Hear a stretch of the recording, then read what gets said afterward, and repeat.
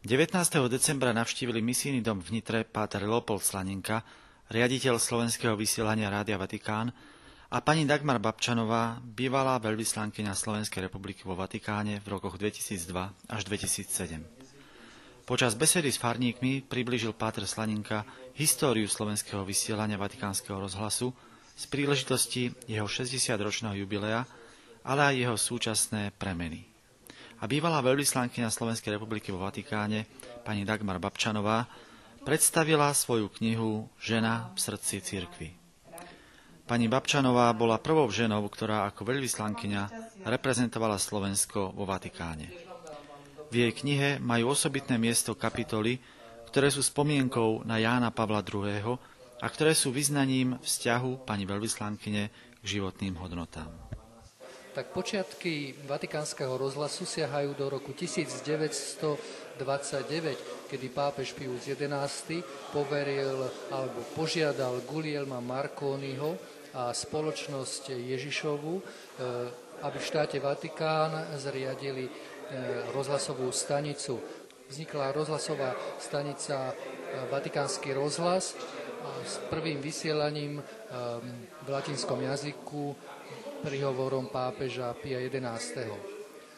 Prvé slovenské vysielanie bolo v roku 1943, bolo to Vianočné posolstvo, ale pravidelné vysielania Vatikánskeho rozhlasu v slovenskom jazyku začali až o 4 roky neskôr.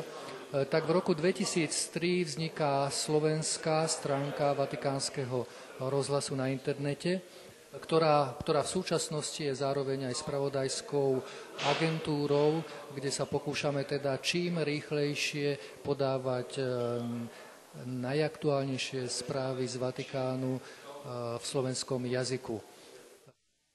Na konci besedy sa konala autogramiáda a bývalej pani veľvyslankyne sme sa spýtali, čo ju viedlo k napísaniu tejto knižky. No, vzhľadom na to, že som 4,5 roka strávila vo Vatikáne pri dvoch svätých otcoch, by sa dalo povedať, ktorých som sa snažila zblízka spoznávať, tak ten dôvod na napísanie takejto knižky bol. Samozrejme zhrňujem, odpovedám predovšetkým na otázky redaktora, čiže som určitým spôsobom limitovaná, pretože vlastne plním jeho záujem, hej. Možno, že by som vedela o tom povedať viac, ale som rešpektovala jeho záujem, ale napriek tomu myslím si, že sa podarilo mu robiť takú hlbokú sondu do môjho vnútra a že som tam vyjavila úprimne zo srdca mnoho vecí. Čo sa týkalo nie len diplomatickej misie, ale aj môjho osobného života a takisto aj života za totality a aj o mojich hodnotách, ktoré som preferovala alebo ktoré by som si predstavovala ako tie najdôležitejšie v živote svojom, našej rodiny a podobne. Čo by ste odkázali slovenským návštevníkom Večného mesta?